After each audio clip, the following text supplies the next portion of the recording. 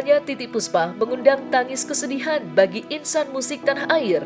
Salah satu yang merasa begitu kehilangan ialah penyanyi dangdut Inul Daratista.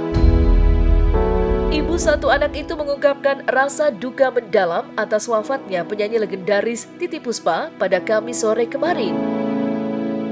Meski kehilangan sosok yang begitu menginspirasinya dalam berkarya, Inul mengaku beruntung dapat mendampingi Titiek Puspa sejak awal dirawat hingga menghembuskan nafas terakhir di Rumah Sakit Medistra Jakarta Selatan. Dan seperti apa sosok Titiek Puspa di mata artis lainnya?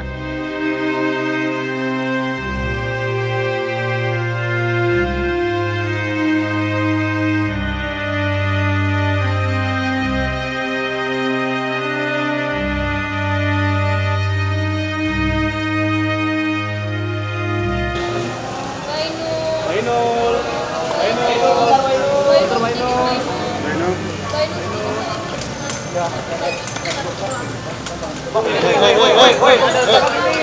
Jangan deket-deket dong. Pak, ini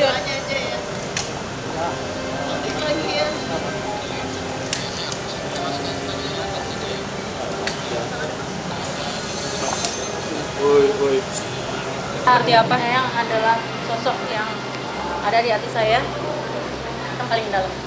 Tapi yang jelas yang sangat cantik sekali. Senyum, badannya nggak ada yang berikut sama sekali. Cantik sekali. Yang itu adalah sosok yang semangatnya nggak bisa ditiru oleh kita. Kenangannya banyak sekali. Tapi saya bersyukur karena ketika Eyang dalam kondisi sakit, saya bisa nungguin dari hari pertama sampai beliau menghembuskan nafas. Saya bisa nungguin, bisa dekat sama beliau. Saya bersyukur karena pas kebetulan saya tidak kemana-mana dan di hari pertama beliau tindakan operasi, sampai beliau menghembuskan nafas terakhir, aku nungguin. Cuman sedihnya tadi dari pagi saya nungguin, saya pulang ganti baju karena masakin Mas Adam sebentar terus balik lagi, dapat kabar Eyang udah nggak ada. Semua momen indah yang dekat sama Eyang pasti menjadi kenangan yang manis. pada saat di Belanda itu. Ya, jadi mohon doanya ya, mudah-mudahan Eyang husnul khotimah, apalagi di bulan Syawal, hari yang baik. Eyangnya udah nggak bisa dihitung pakai jari gitu. Karena Eyang udah kayak ibu aku sendiri, udah kayak nenek aku sendiri. Jadi anytime Eyang perlu aku ya aku bantu. Oh, Eyang tuh suka nontonin aku tiap hari. Jadi kalau aku lagi kelihatan malas kerja, lagi sedih atau lagi nggak ada senyumnya, dia pasti telepon. Terus kalau aku lagi performanya lagi bagus, Eyang juga pasti telepon. Dia kan living legend ya, jadi semua karyanya insya Allah bisa dikenang, bisa diteruskan ke generasi selanjutnya. Berpulangnya Titiek Puspa usai menjalani perawatan pecah pembuluh darah yang dideritanya, mendapat salam penghormatan terakhir yang cukup antusias dari sejumlah kalangan.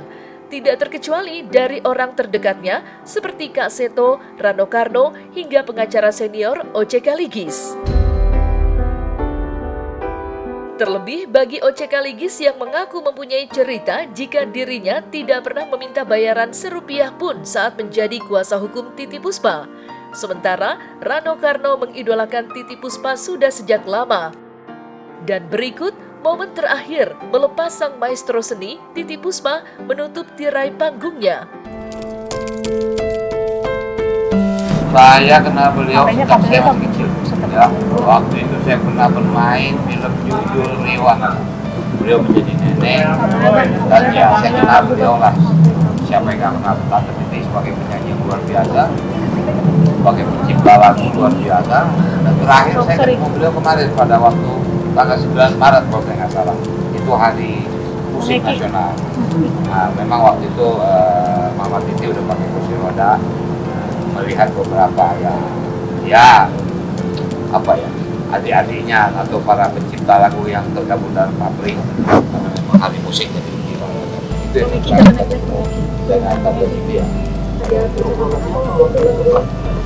Saya lihat sih waktu normal ya, nggak ya saya jujur waktu saya dengar beliau masuk rumah sakit apalagi saya nggak tahu betul itu tidak ada pecah pembuluh. Saya nggak lihat tanda-tanda pada waktu terakhir saya ketemu. Walaupun memang beliau sudah di kursi roda waktu itu diatur Pak Fethi. Makan biasa, normal biasa. Tapi memang nggak lama, ya, mungkin acaranya saya juga dua malam, jam 7 malam beliau pulang. Tapi artinya ya mungkin yang saya paham beliau umur kan 80 kan, tapi tanda sakit tidak kelihatan. Makanya waktu saya mendengar berita bahwa beliau masuk ICU karena ada apa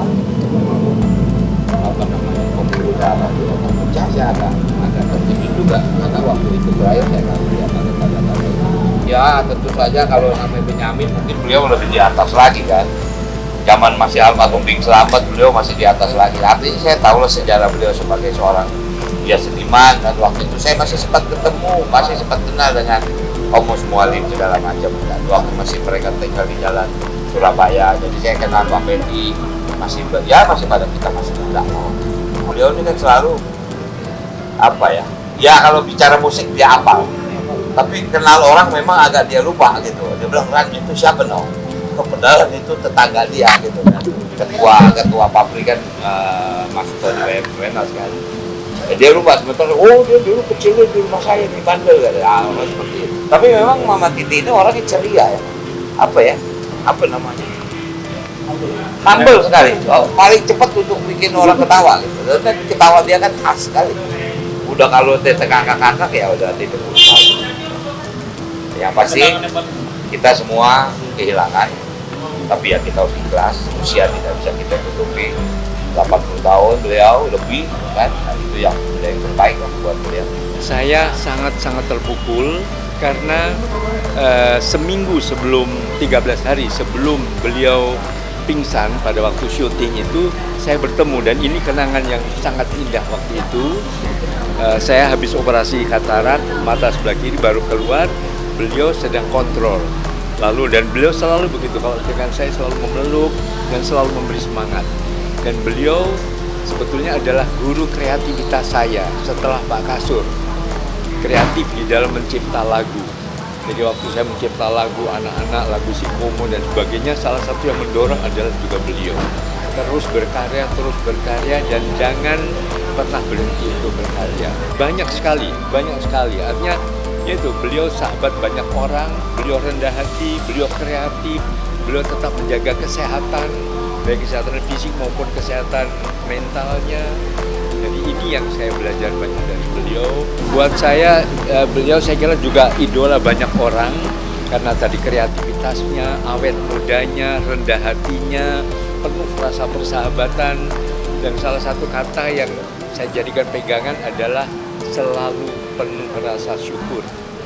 Jadi itu yang selalu saya pegang, dan itu salah satu membuat waktu itu apa resep awet muda Eyang, dia bilang begitu, yaitu penuh rasa syukur. Ya, berduka cita apa ini. Jadi makanya saya khusus datang karena persahabatan saya sama beliau udah 30 tahun yang lewat, dan saya nggak menyesal karena semua perkaranya tanpa bayar. Dia orang penting. Saya ngambil duit 100 sen.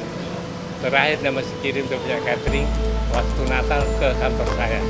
Kami waktu saya ujian S3 dia hadir di UNPAD di dalam segala. Tapi saya nggak pernah ngomong kan. Semua selebritis banyak yang saya pegang nggak pernah saya ngomong. Cuma katakan saya dekat sekali. Lihat ini gambar foto ini kan. Bukan cuma foto sesaat, tapi semua perkara boleh tanya pengadilan, nggak ada yang kalah. Tapi saya sebagai penasihat hukum dia, sengketa tanah, rumahnya mau di Serobot yang apartemen sekarang, itu semua saya kasih karena saya yakin dia adalah milik Indonesia. Jadi saya nggak mengambil duit biar 1 sen pun. Karena kita hubungan baik ya, bukan cuma karena hubungan antara pengacara dan lain, tapi hubungan persahabatan. Kayak anak-anaknya tahu semua kok.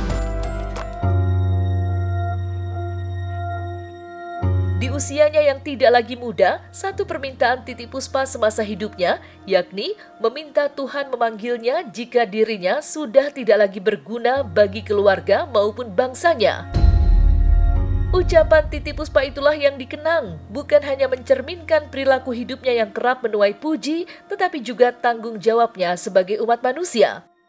Tak heran jika semasa hidupnya Titiek Puspa kerap dielu-elukan oleh fans beratnya. Saya itu Tuhan, kalau saya masih hidup, kasih saya kesehatan supaya saya masih bisa melaksanakan yang Tuhan kehendaki. Tapi kalau saya sudah tidak diperlukan lagi di dunia, ambil saja. Aku tuh gitu, Tuhan, beri aku umur 1000 tahun, beri aku kekayaan bertriliun-triliun. Dari mana triliun? Tralala ada.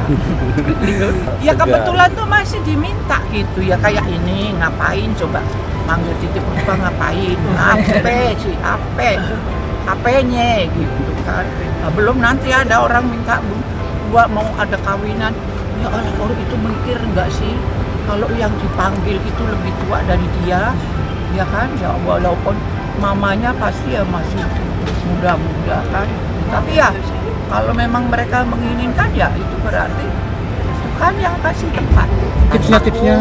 Aku memang dari umur 30-an aku sudah mengurangi garam, mengurangi gula, mengurangi minyak, mengurangi makanan yang diawet-awetin, tidak minum. Aku tuh minumnya air putih. Aku dari kecil. Gimana sih manusia tuh, Tuhan tuh udah menciptakan air putih, kok dikotorin, dibikin merah, dibikin hitam, dibikin ini gitu. Jadi ya memang sampai sekarang saya air putih. Berarti makan nasi aja yang gitu. Makan nasi aja sama sayur gitu. Pola makan dia. Pola makannya mungkin Pola seperti apa? makannya. Apalagi sekarang setelah kena cancer itu nggak tahu aku jadi naik 24 kilo habis kena suntik itu kemo.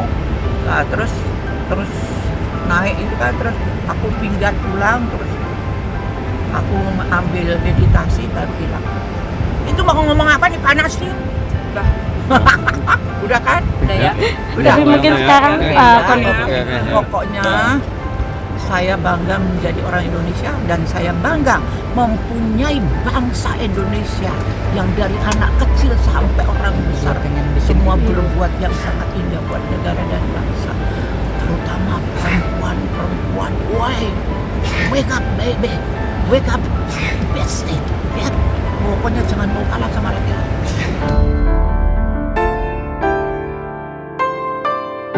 Selamat jalan Eyang Titi Puspa, karyamu tak lekang oleh zaman, dikenang dan dinyanyikan banyak orang. Ia sebagai penyanyi sudah banyak lagu yang diciptakannya, sebagai pemeran banyak film yang dibintanginya. Dan sebagai sosok yang menyejarah dalam dunia seni dan hiburan, banyak yang menjadikan Titi Puspa sebagai idola dan inspirasi dalam berkarya. Tidak terkecuali dedikasinya untuk nusa dan bangsa. Dan berikut doa Titi Puspa untuk Indonesia pada saat merayakan ulang tahunnya yang ke-80 tahun.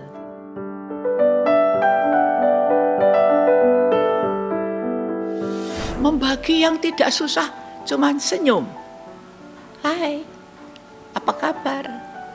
Cuman memberi, walaupun tidak banyak. Cuman memeluk, karena pelukan adalah suatu energi, keindahan, semangat hidup bersama. Yang penting Tuhan, tuntunlah hamba agar hamba bisa berjalan di jalan yang seperti Kau kehendaki. Biarkan hamba membawa dosa, tapi tidak seberat yang seperti seharusnya. Tetap hamba sujud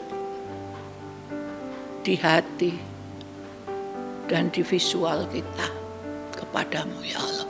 Damaikan negeriku, damaikan pemimpin-pemimpin hamba, damaikan rakyat jelata. Atur kesuwun Gusti, terima kasih. Hormat, cium cinta dan doa bagi Indonesia dan seluruh bangsaku yang ku cinta.